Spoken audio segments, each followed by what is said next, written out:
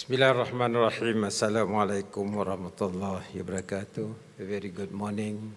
Salam sejahtera. Salam Sarawak maju dan makmur. The Right Honourable Mr. Chow Kun Yew, Chief Minister of Penang, Honourable Deputy Premiers, Honourable Speaker of Sarawak Legislative Assembly, Honourable Ministers, Honourable Datuk Amar Abu Bakar, State Secretary, Honourable Deputy Ministers, distinguished guests, distinguished speakers, delegates, ladies and gentlemen. Indeed, it is a great honor and privilege to welcome you all to the grand inauguration of the 27th edition of the World Congress on Innovation and Technology, WCIT, and the 6th International Digital Economic Conference, Sarawak. As we gather here in Sarawak, Malaysia, the Sarawak government is honored to host this prestigious global ICT Congress in Kuching. And I would like to extend my gratitude and congratulations to everyone who has been part of organizing this event, including the ministries, agencies, supporting partners, sponsors, and committees. Special thanks to the World Innovation Technology and Services Alliance, WITSA, the honor of the WCIT event for awarding Sarawak to host their signature event this year. Thank you very much.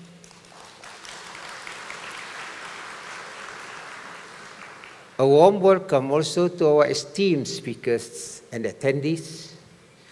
I'm sure we will have much to learn in the next few days, and I highly encourage all of us to engage wholeheartedly in the discussions and collaboration that will unfold in the coming days.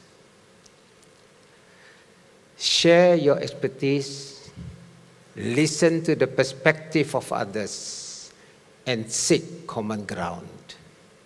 Let us leave this conference with concrete actions and strategies that will make a huge impact on the lives of people everywhere.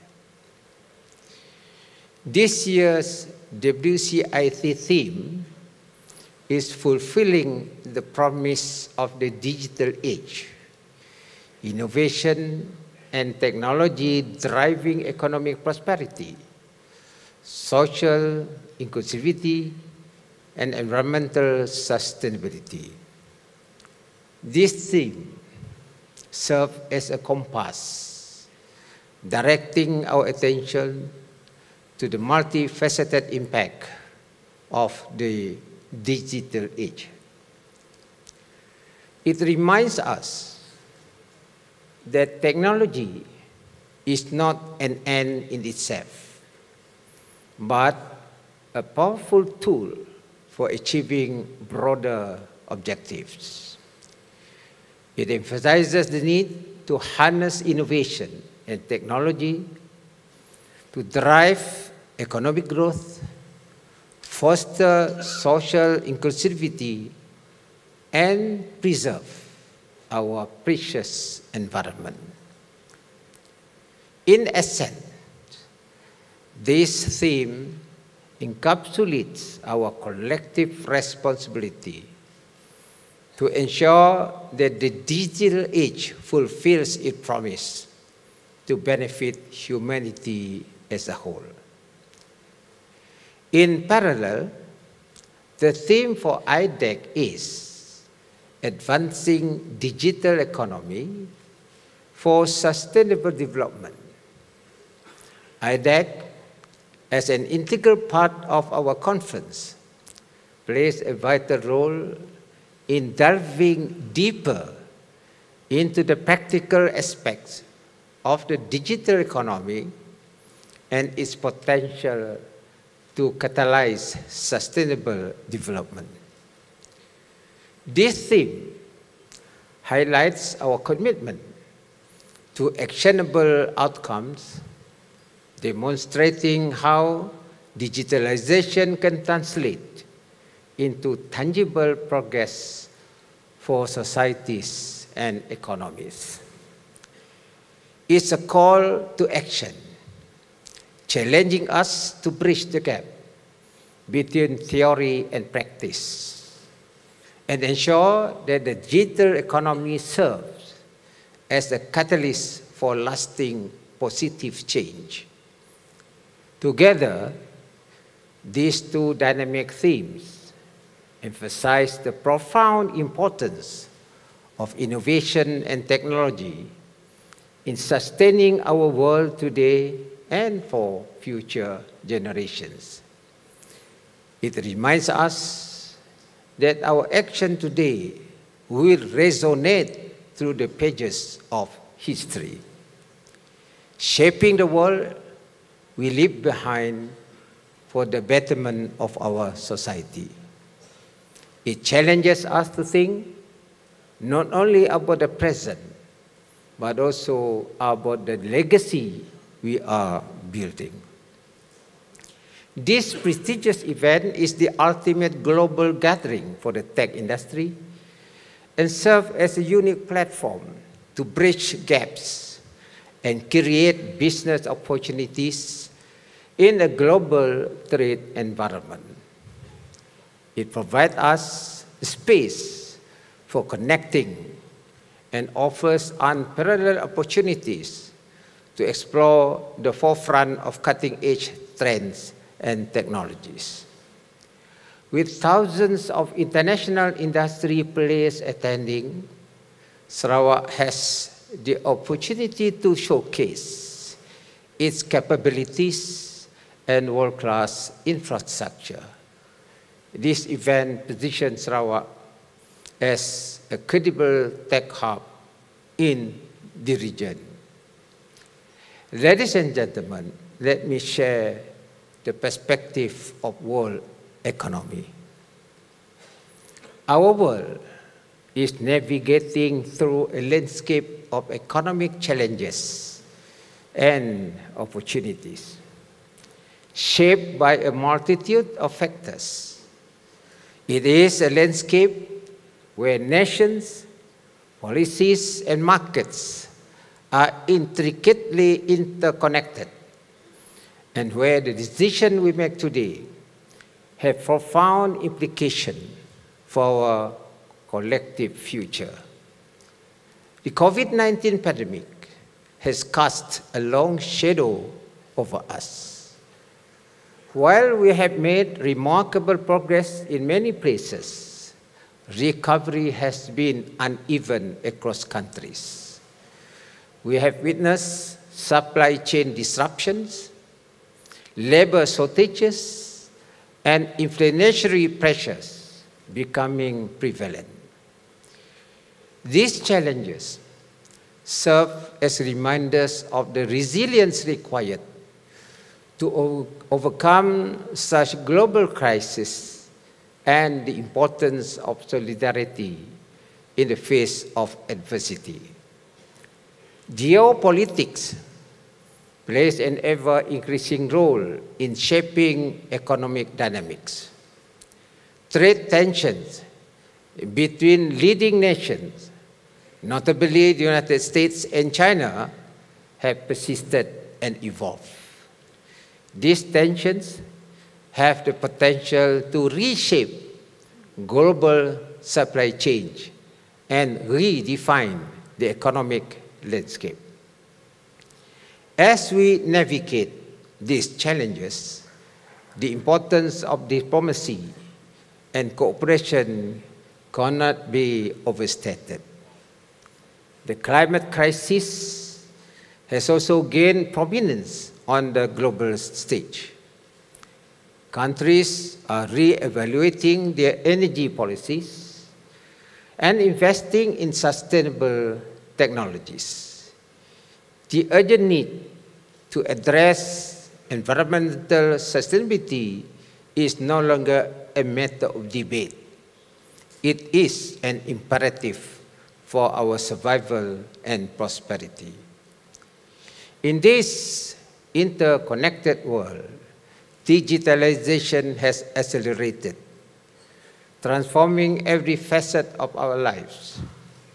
Technological trends are shaping the future of how we transact in business, and their impact on digital system is central to economic discussions.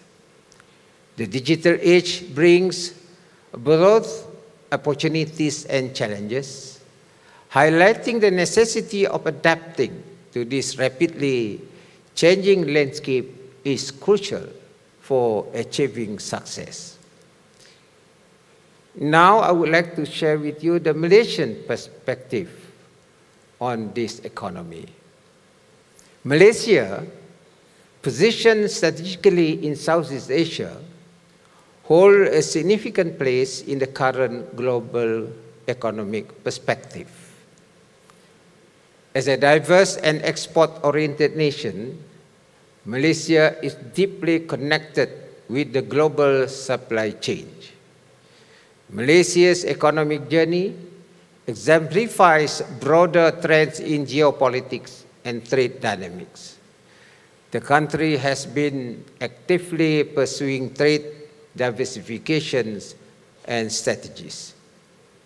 For instance, Malaysia has explored regional partnership like the Comprehensive and Progressive Agreement for Trans-Pacific Partnership, CPTPP. This move is aimed at reducing reliance on any single market, reflecting a keen understanding of the importance of diversifying trade relationships in an ever-changing global landscape. Apart from that, the COVID-19 pandemic brought forth unprecedented challenges. Malaysia, like many other nations, faced disruptions in its manufacturing and export sectors due to supply chain interruption and reduced global demand. However, it also presented an opportunity for rapid adaptation. The pandemic accelerated digitalization and e-commerce adoption, creating new avenues for growth and innovations. In response to these challenges, Malaysia's government has been proactively implementing economic recovery measures. These measures include substantial investment in digital infrastructure, renewable energy, and the promotion of green technologies to foster sustainability. It reflects Malaysia's commitment not only to bounce back, but to do so in a more environmentally responsible way. Therefore, Malaysia embarked on its digital economy blueprint in 2021 to transform the country into a digitally driven high-income nation and a regional leader in the digital economy. It spells out the efforts and initiative to deliver the aspiration of My Digital. The blueprint charts the trajectory of the digital economy's contribution to the Malaysian economy and builds the foundation to drive digitalization across Malaysia, including bridging the digital divide. Now, I would like to share the Sarawak's perspective of the economy. Sarawak is restructuring its economy based on its strength that includes its strategic location in the fast-growing region. That being said, I strongly believe that Sarawak is capable of emerging as a prominent investment hub, offering cost-competitive advantages with good transportation linkages with other parts of the region and the world at large. In terms of our economy, Sarawak has maintained a trade surplus over the years from major trading partners in Asia and Europe. We inspire to leapfrog our annual GDP growth at 8% per year to achieve 282 billion ringgit in 2030 from the current 4% per year in 2019, and increase our median monthly household income from 4,000 ringgit, which is equivalent to roughly USD 1,000, to 15,000 ringgit, equivalent to USD 3,300, through our development plans by 2030. Sarawak is a major contributor to Malaysia's energy sector, primarily through oil and gas production, as well as hydropower generation. The continuous development of infrastructure in Sarawak, exemplified by initiatives like the Sarawak Corridor of Renewable Energy SCORE, underscores its aspiration to emerge as a key economic center in the region. However, economic growth must be balanced with environmental sustainability, and Sarawak embodies the dual challenge of harnessing its economic potential while aligning with broader global economic and environmental goals. Post-COVID-19 Development Strategy 2030. In this challenging environment, the Sarawak government planned ahead and launched the Post-COVID-19 Development Strategy 2030, known as PCDS 2030, in July 2021, outlining the initiative to accelerate Sarawak's progress to be a developed region by 2030. The aspiration of Sarawak is that by 2030, Sarawak will be a thriving society driven by data and innovation, where everyone enjoys economic prosperity, social inclusivity, and a sustainable environment. This will chart the path to strategically position ourselves as a competitive region in this new era. The PCDS 2030 is anchored on 6 economic sectors as the engine of growth. These priority sectors are manufacturing, agriculture, tourism, forestry, mining, and social services.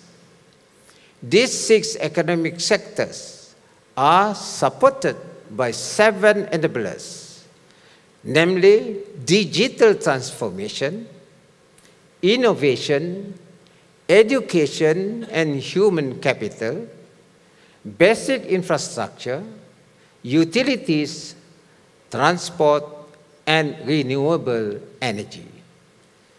PCDS 2030 is reinforced by technology-driven economies, including the digital economy, green economy, and circular economy.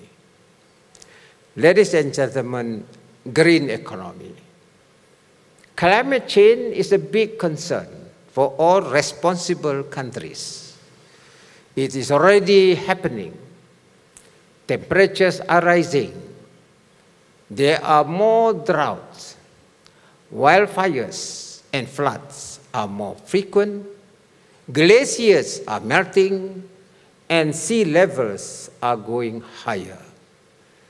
These occurrences threaten our health and affect the food we eat, the water we drink, the air we breathe, and the natural disasters we encounter. We strive to move away from a linear economy to a circular economy, where waste does not exist.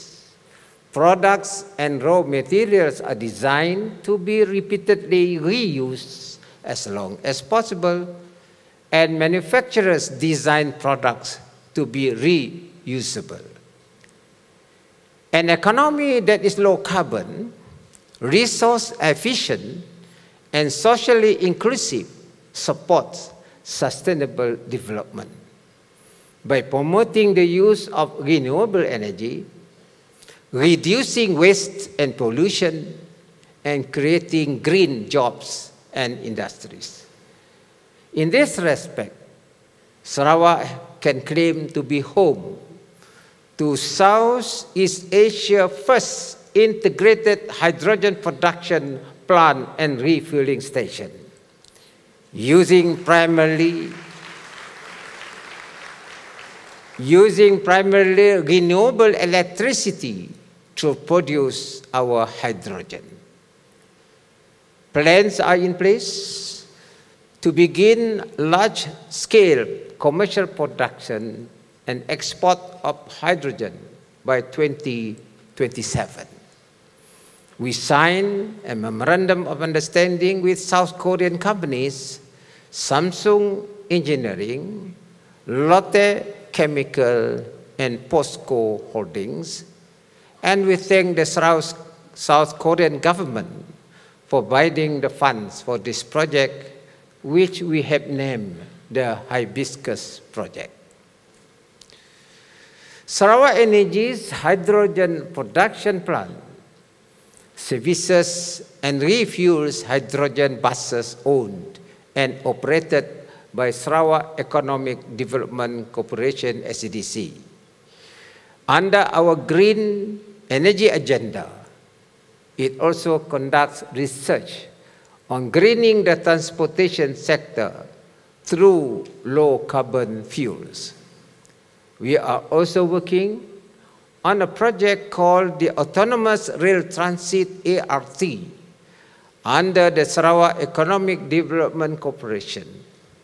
When fully operational, ART will greatly enhance our public transportation system, helping our people get around more easily and connecting neighborhoods, businesses, industrial areas, schools, and tourist destinations while promoting green mobility.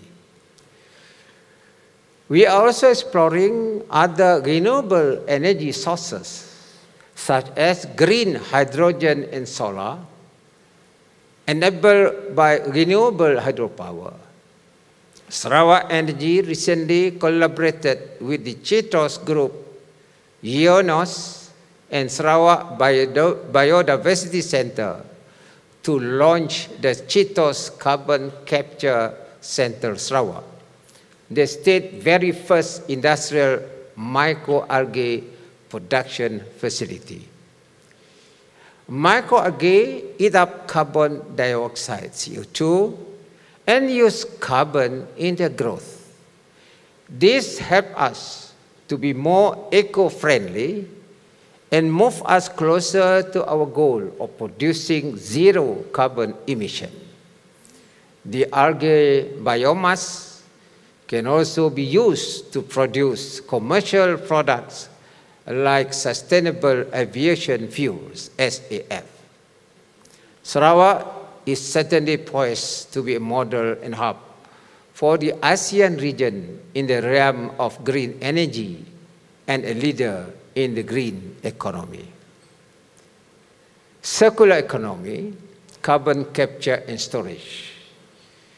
Ladies and gentlemen, as part of our net zero goals, we are also looking at various options to carbon capture, utilization, and storage, CCUS, as well as natural solutions. Last year, we passed the Land Code Amendment Bill 2022 to comply with new practices and strategies for environmental sustainability, as well as secure opportunities for new revenue sources by regulating and controlling the use of land for carbon storage. Petroleum Sarawak Berhad Petros received the first license for carbon storage in March this year in their role as a resource manager for CCUS in Sarawak with support and collaboration from our relevant ministries. Ladies and gentlemen, now I would like to touch on digital economy. Sarawak has achieved much since we launched our Sarawak Digital Economy Strategy 2018-2022. With it, we had a clear direction to drive the state economy in achieving high-income developed status by 2030. We had to ensure that we were not left behind, as most developing countries are already ahead in the digital economy race. The Sarawak government established the Sarawak Multimedia Authority SMA in 2017 as a regulatory body to spearhead, oversee, and facilitate the development and implementation of communication and multimedia, as well as the state digital economy initiatives. Other key agencies that were established as part of the ecosystem include the Sarawak Digital Economy Corporation, SDEC, Center for Technology Excellence Sarawak, CENTEX, and Sarawak Information System Science. These agencies have worked closely with the ministries, agencies, government-linked companies, GLC, universities, TVET, private sectors, and communities to accelerate digital transformation in Sarawak. Sarawak Digital Economy 2030. To ensure that our PCDS 2030 is well supported and enabled by way of technology and innovation, Sarawak established its second digital strategy, which is known as Sarawak Digital Economy Blueprint 2030. The blueprint set out how Sarawak will secure its future as a leading digital economy and society by 2030. This comprehensive plan builds upon the existing Sarawak Digital Economy Strategy 2018-2022 and serves as the cornerstone of the Sarawak Post-COVID-19 Development Strategy 2030. The blueprint is a living document that will transform the whole of economy and society from a conventional resource-based economy to an environmentally sustainable technology-based economy. This is also to ensure that Sarawak will not be left behind, as most developing countries are already at the forefront of the digital economy, and to ensure Sarawak is on track to be developed region by 2030. A key goal of the blueprint is to inspire businesses to come up with new ideas, use them, and adapt to contemporary business models. It also aims to help people use their skill to succeed in the digital world and create a system where everyone can benefit from the digital economy. With this, Sarawak aspires to become a major digital economy powerhouse in the region by 2030, making sure that growth benefits everyone, does not harm the environment, and is achieved in an inclusive and responsible way. Ladies and gentlemen, infrastructure connectivity. Digital infrastructure is the basic and key to achieving our Blueprint 2030 goals. We are expanding major effort to widen our internet coverage and connectivity, especially to Google communities. With our vast landscape, it is estimated that we will need 7,000 telecommunication towers to achieve 99.9% internet penetration throughout Sarawak. Presently, 3,856 towers have been completed. 761 towers will be built in stages by the end of this year, and the remaining towers will be constructed and completed before 2030. With the Sarawak Linking Urban, Rural and Nation or SALORAN initiative, the Sarawak government is spearheading effort to provide connectivity to the people and enable greater urban-rural economic integration. Sarawak Google Broadband Network, or MySRBN, is the first government-owned broadband network offering 4G and 5G support via fixed wireless broadband to the Google community. Other than that, Sarawak government has initiated Sarawak Multimedia Authority Google Telecommunication or SMART project with the aim to expand the connectivity coverage at the rural areas with 600 towers to be operationalized by third quarter 2024. We have established an interim solution via very small aperture terminals or VSAT in order to bring internet access in the far-reaching areas. From the federal government initiative through MCMC, also has allocated additional 742 new towers in Sarawak under the National Fiberization and Connectivity Plan, or JANDELA.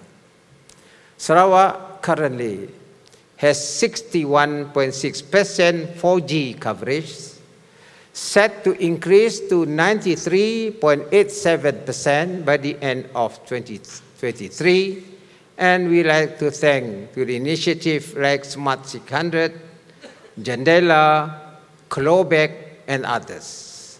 Sarawak is proud to be an early adopter of 5G with the plans for 587 operational sites by 2024, covering 59.6% of populated areas. Data centers are like the engines that make the digital economy grow, and the Sarawak government is working with the private sector to create eco-friendly green data centers in Sarawak. These centers will become the main location where we store, manage, and share information for both global utilization and our government's use. Ladies and gentlemen, with that, we have to focus on talent development. The Sarawak government is actively investing in helping talented people grow and supporting digital entrepreneurs to avoid brain drain.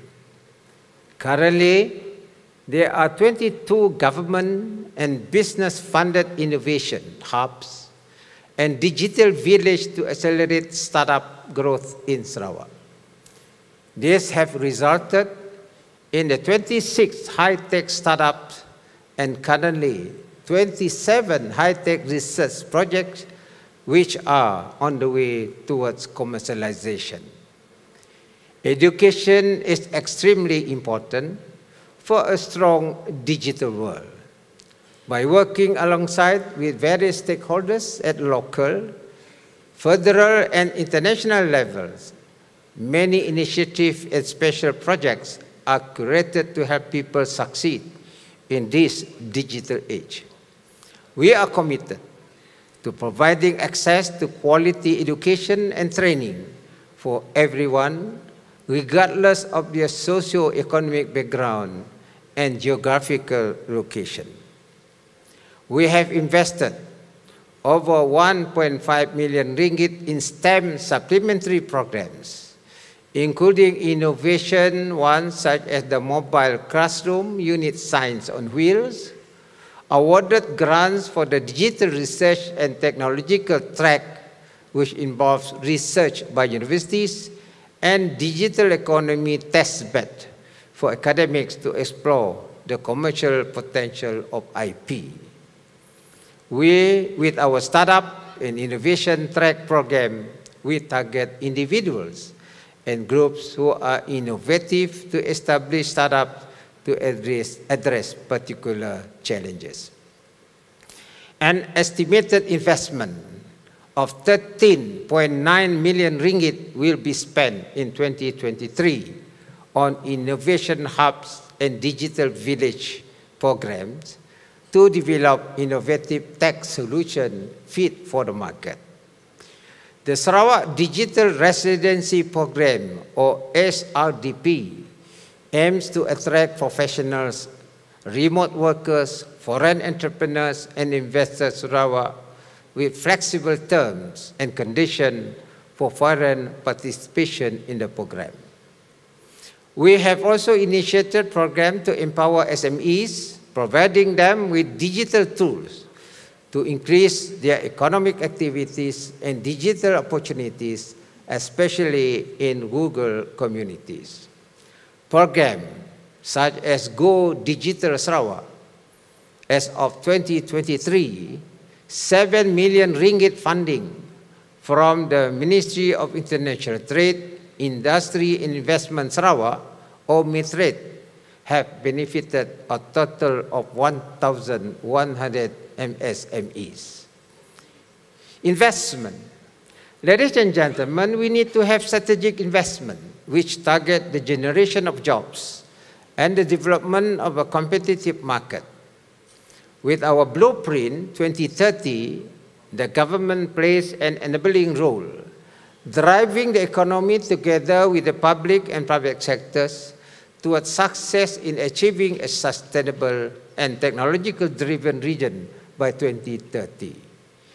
Malaysian Business Angel Network, MBAN Sarawak, was established to encourage greater collaboration with the private sector to invest in startups. It is the official trade association and governing body for angel investors and angel clubs in Malaysia. To date, we have trained over 150 high net worth individuals through MBAN Sarawak educational program. Ladies and gentlemen, the importance of private sector. The private sector has an imperative role to play in our aspiration for a digital economy ecosystem in Sarawak. The government cannot do this on their own. Therefore, IDECS, as a company wholly owned by the Sarawak government, was established to help support and escalate the private sector, including SMEs' uptake in digital technology to spur their growth, productivity and efficiency. SMEs are enablers in driving our socio-economic growth through their participation, investment, and productivity. Ladies and gentlemen, cyber security. Last but definitely not least, cyber security is no longer a technological option, but a real need for society. Not only do we have to protect our data, but our critical infrastructure, transport system, utilities, healthcare, manufacturing, retail, and finance. In fact, it permeates almost every societal aspect of our daily lives. According to the European Union Cyber Security Report, cybercrime cost the world US 6 trillion in 2021. In Malaysia, cybercrimes in 2022 cost us 600 million ringgit, mostly for fraud cases.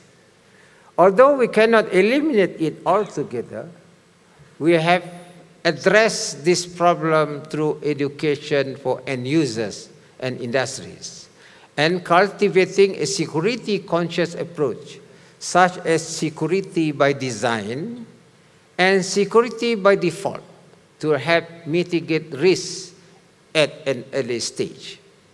We will be establishing a cyber security unit to provide cybersecurity services and guidance to both public and private sectors and citizens, including addressing solutions for critical infrastructures such as power plants and hospitals, among others. Ladies and gentlemen, now I would like to share you about AI, generative AI as technology catalyst. To grasp what lies ahead in the advancement of technology requires an understanding of the breakthrough that have enabled the rise of generative AI, which were decades in the making. ChatGPT, GitHub Copilot, Stable Diffusion, and other generative AI tools that have captured the current public attention are the result of significant levels of investment in recent years that have helped advance machine learning and deep learning. This investment have secured the AI application embedded in many of the products and services we use every day. But because AI has permeated our lives incrementally through everything from tech powering our smartphone to autonomous driving features on cars to tools retailers use to surprise and delight consumers, its progress was almost imperceptible.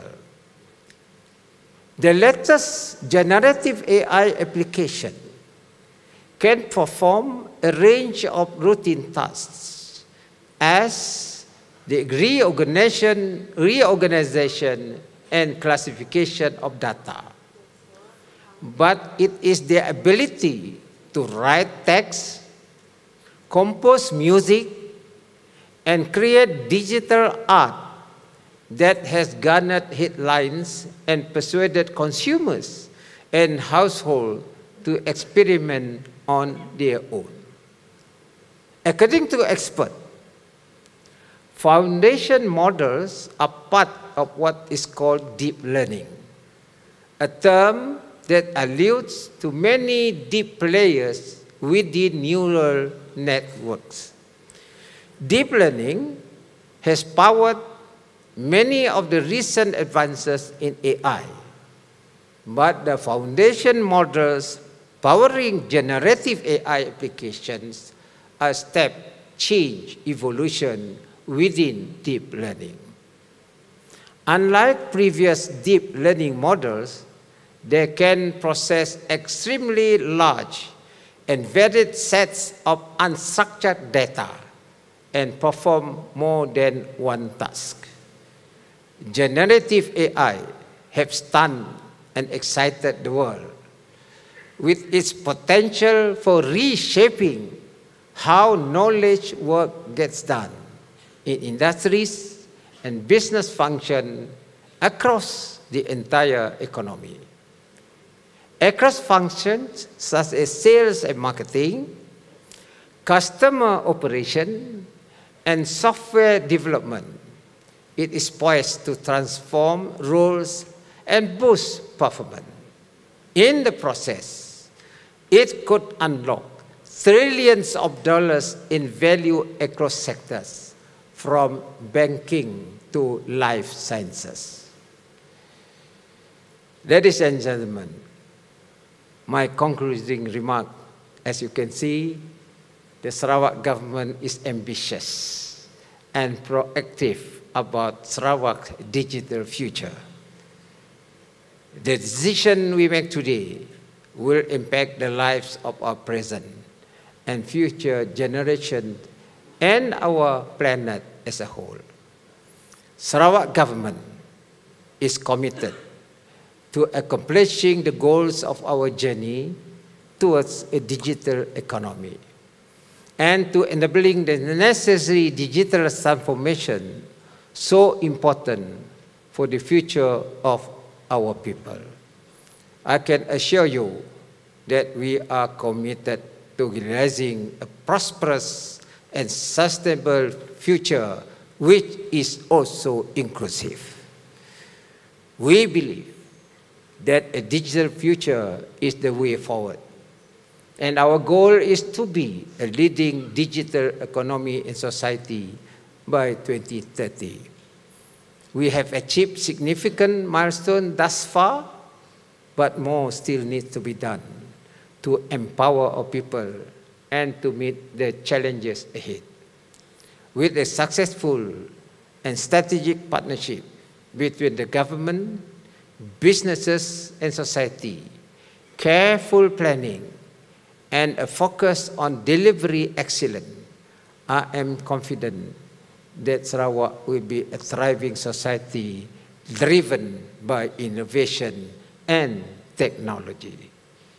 For example, I am proud to say that Sarawak Energy Berhad continues to power up new lines and now is Malaysia's largest renewable energy producer.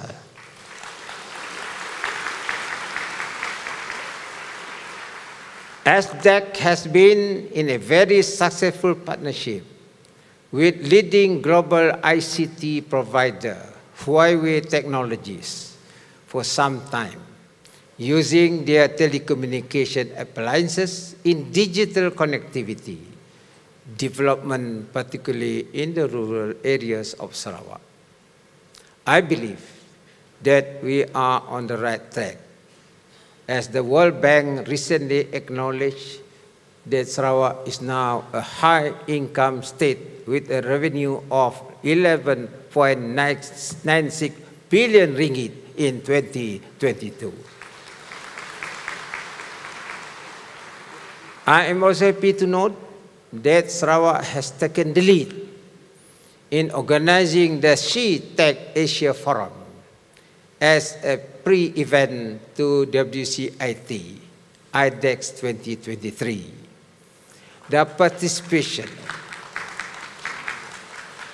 participation of women in technology is vital in an increasingly digitalized world, and I hope that more women will be represented in future in the tech industry. There are many ways that women can contribute toward enhancing our digital plan for Sarawak, where there is a great ease of doing business And this is an area which needs to be explored further. Sarawak is an attractive investment, business and tourism destination. We endeavor to be a go-to hub for investors looking to combine business with leisure with the ultimate goal of uplifting the socio-economics of the people. As the host of WCIT IDECS 23, we reaffirm our commitment to advance Sarawak vision to become a digital economy powerhouse for the country, inshallah, for the region. The event is expected to create a positive economic impact of approximately USD 145 million on the Sarawak key and tech and startup ecosystem through foreign direct investment, meeting, incentive, conference, exhibition, as well as sponsorship. I look forward to the important conversation of the next few days and the networking opportunities offered by this esteemed event to help us achieve our aspiration together. Thank you again for being here in Kuching, Sarawak. I am confident that we will attain our objective and enable a prosperous future for all generations. Thank you very much.